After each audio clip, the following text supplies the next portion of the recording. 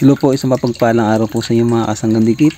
Bale, ito po meron po tayong suso na sa fish pond lang po kinukuha.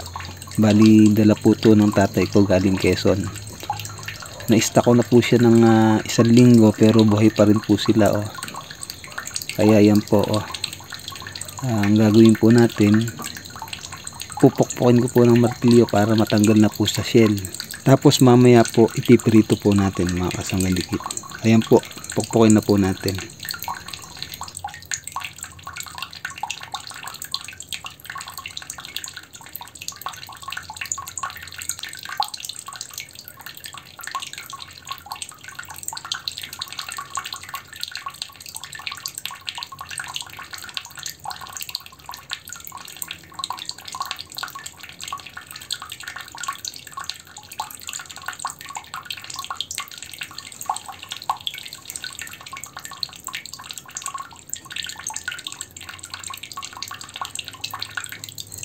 Yan po mga kasanggang dikit. Bali, ito na po yung suso na tinanggalan po natin ng shell. Bali, ang tawag po namin sa Quezon nito ay bagongon, na nakukuha lang po namin ito dun sa lalauhan. Yung pong mga sapa-sapa po dun. Bali, malapit po kasi kami sa dagat Bali, ayan po mga kasanggang dikit Tapos ito po yung mga sangkap na ilalagay natin. Paminta po, asin, at saka bechin. Ayan po. Tapos meron po tayong harina. Yan po mga kasanggang dikit.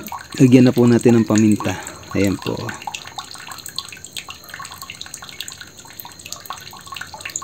Ito pa po mga kasanggang dikit.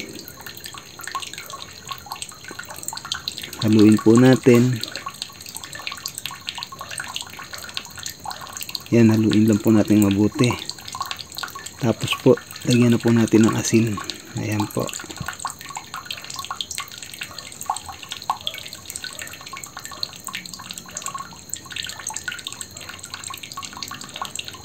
Haluin po natin mabuti mga kasanggang dikit para pantay po ang lasa.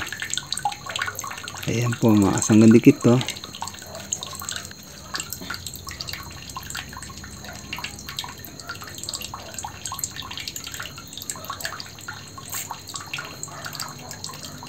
Tapos lagyan na rin po natin ng konting bechin. Ayan po.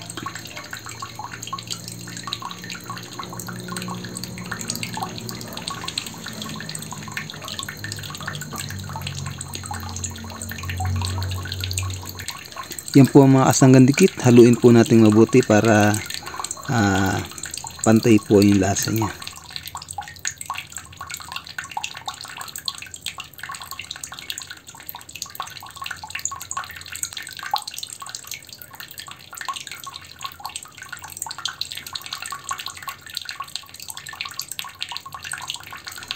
Yan po mga kasanggang dikit, pagulungin na po natin sa harina. Ayan po.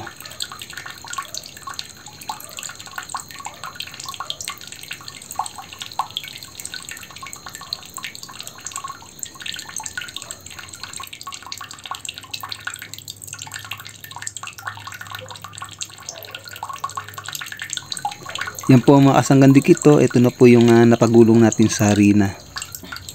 Tara po, iprito na po natin mga kasanggang dikit. Yan po mga kasanggang dikit magprito na po tayo.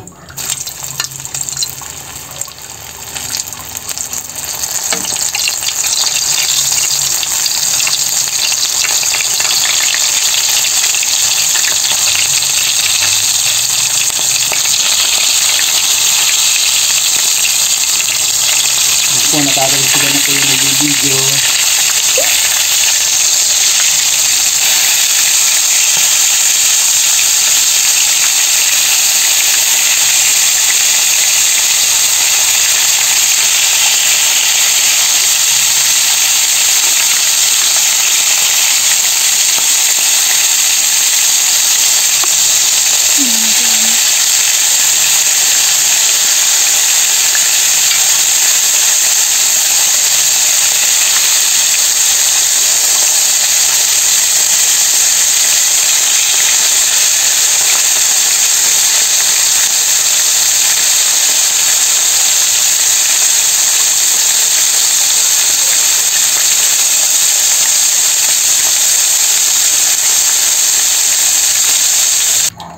Yan po mga kasanggadikit, luto na po. Tikman na po natin. Sausaw po natin sa suka na may bawang. Yan po.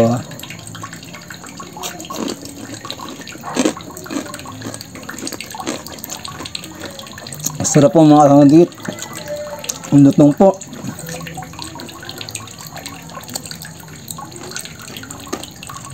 Bali sa ano lang po siya nakakuha niyan sa fish pan, susupo ng fish pan yan, ang tawag po sa amin bagungon.